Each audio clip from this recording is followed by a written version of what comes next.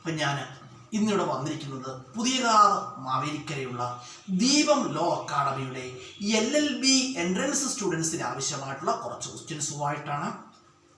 നമുക്ക് നേരെ ക്വസ്റ്റ്യനിലേക്ക് കടക്കാം.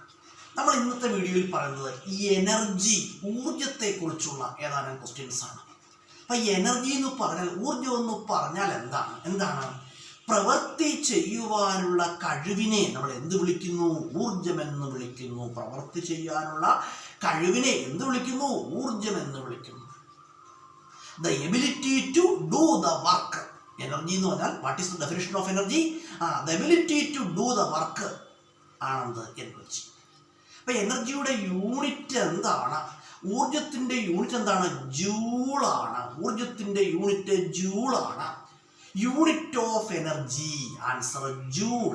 യൂണിറ്റ് ഓഫ് എനർജി ആൻസർ ജൂളാണ്. അതുപോലെ തന്നെ ഊർജ സംരക്ഷണ നിയമം ആവിഷ്കരിച്ചതാരാണ്? ഊർജ സംരക്ഷണ നിയമം ആവിഷ്കരിച്ചതാരാണ്? ആൽബർട്ട് ഐൻസ്റ്റീൻ ആണ്. ആരാണ്? ആൽബർട്ട് ഐൻസ്റ്റീൻ ആണ്. ഊർജ സംരക്ഷണ നിയമം എന്നാൽ ഊർജ സംരക്ഷണ നിയമം ആവിഷ്കരിച്ചതാരാണ്? ലോ ഓഫ്, അതിൻ്റെ ഇംഗ്ലീഷാണ് ഊർജ സംരക്ഷണ നിയമത്തിൻ്റെ ഇംഗ്ലീഷ് എന്താണ്? Law of conservation of energy. അതിൻ്റെ അർത്ഥം ഈ ഊർജ സംരക്ഷണ നിയമം പറയുന്നത് എന്താണ്? ഊർജത്തെ നിർമ്മിക്കുവാനോ നശിപ്പിക്കുവാനോ സാധ്യമല്ല. ഒരു രൂപത്തിലുള്ള ഊർജത്തെ മറ്റൊരു രൂപത്തിലേക്ക് മാറ്റുവാൻ മാത്രമേ കഴിയുകയുള്ളൂ. അപ്പം നമ്മൾ എന്ത് പറഞ്ഞത്? Energy can neither be created nor be destroyed. It can be converted from one form to another. Energy can neither be created nor be destroyed. It can be converted from one form to another.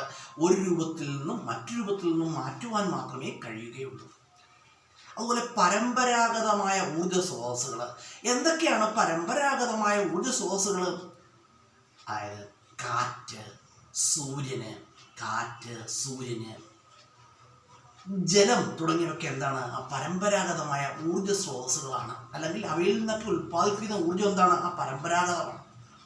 ഇനി പരമ്പരാഗതമല്ലാത്ത ഊർജ സ്രോതസ്സുകൾ ഏതൊക്കെയാണ്? കൽക്കരി, petroleum തുടങ്ങിയവ. ഈ പരമ്പരാഗതമായ ഊർജ സ്രോതസ് എന്ന് പറഞ്ഞാൽ അവ ഉപയോഗിച്ചാൽ എന്ത് ചെയ്യുന്നില്ല? തീർന്നു പോകുന്നില്ല. അതാണ് അതിൻ്റെ ഒരു പ്രത്യേകത. ഈ പരമ്പരാഗതമല്ലാത്ത ഊർജ സ്രോതസ്സുകളോ ഉപയോഗിച്ചാൽ എന്ത് ചെയ്യുന്നു? തീർന്നു പോകുന്നു. അതുപോലെ ഊർജം എന്ന് പറഞ്ഞു. ഒരു വസ്തുവിന് അതിൻ്റെ ചലനം കൊണ്ട് ലഭിക്കുന്ന ഊർജം എന്താണ്? ഗതികോർജമാണ്. ഒരു വസ്തുവിന് അതിൻ്റെ ചലനം മൂലം ലഭിക്കുന്ന ഊർജം എന്താണ്? ഗതികോർജം. ഗതികോർജത്തിന്റെ ഇംഗ്ലീഷാണ് kinetic energy. Kinetic energy is equal to half mv². Kinetic energy is equal to 1/2 mv². കേട്ടോ, ഓർത്ത് വെച്ചോളൂ. Kinetic energy is equal to 1/2 mv². v² ആണ് കേട്ടോ. 1/2 mv². അതുപോലെ പൊട്ടൻഷ്യൽ എനർജി, അതായത് സ്ഥാനികോർജം എന്ന് പറഞ്ഞാൽ എന്താണ്? സ്ഥിതികോർജമാണ്. ഒരു വസ്തുവിന് അതിൻ്റെ സ്ഥാനം കൊണ്ട് ലഭിക്കുന്ന ഊർജമാണെന്ത്? ഒരു വസ്തുവിന് അതിൻ്റെ സ്ഥാനം കൊണ്ട് ലഭിക്കുന്ന ഊർജം എന്നാണെന്ത്? സ്ഥാനികോർജം അല്ലെങ്കിൽ സ്ഥിതികോർജം. സ്ഥാനികോർജം കാണുന്ന ഇക്വേഷൻ എന്താണ്? Potential energy is equal to mgh. സ്ഥാനികോർജത്തിന്റെ ഇംഗ്ലീഷാണ് potential energy. Potential energy is equal to mgh. അതുപോലെ തന്നെ ഊർജത്തിന്റെ മുഖ്യ ഉറവിടം ആരാണ്? ഊർജത്തിന്റെ മുഖ്യ ഉറവിടം എന്ന് പറഞ്ഞാൽ ആരാണ്? സൂര്യനാണ്. The main source of energy answer the sun. The main source of energy answer the sun. അപ്പൊ സൂര്യനിൽ ഊർജം ഉൽപ്പാദിപ്പിക്കുന്ന പ്രക്രിയ എന്താണ്? ന്യൂക്ലിയർ ഫ്യൂഷൻ ആണ്. തെറ്റിപ്പോകരുത്. ന്യൂക്ലിയർ ഫ്യൂഷൻ അല്ല, ന്യൂക്ലിയർ ഫ്യൂഷൻ ആണ്. The energy production process of the sun answer എന്താണ്? Nuclear fusion. അപ്പോൾ സൂര്യനിൽ ഊർജ്ജം ഉൽപ്പാദിപ്പിക്കുന്നത് എങ്ങനെയാണ്? ഹൈഡ്രജൻ എന്താകുന്നു? ഹീലിയമായി മാറുന്നു.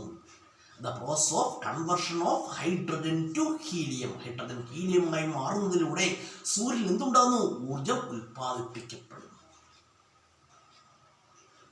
അപ്പം ഞാൻ എന്നിവിടെ വന്നത് പുതിയകാവ് മാവേലിക്കരയുള്ള ദീപം ലോ അക്കാഡമിയുടെ LLB എൻട്രൻസ് സ്റ്റുഡൻസിന് ആവശ്യമായിട്ടുള്ള കുറച്ച് ക്വസ്റ്റ്യൻസുമായിട്ടാണ്.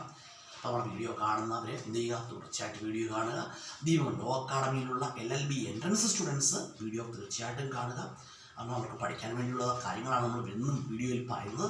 ദിവസവും ഒരു വീഡിയോ വെച്ചൊക്കെ യൂട്യൂബിൽ അപ്ലോഡ് ചെയ്യുന്നുണ്ട്. അപ്പോൾ വീഡിയോ കാണുന്നവരെന്തില്ല, കാണുക കേട്ടോ. ഒരു വ്യക്തിയെ വീഡിയോ കാണാൻ നിർബന്ധിക്കുകയൊന്നുമില്ല.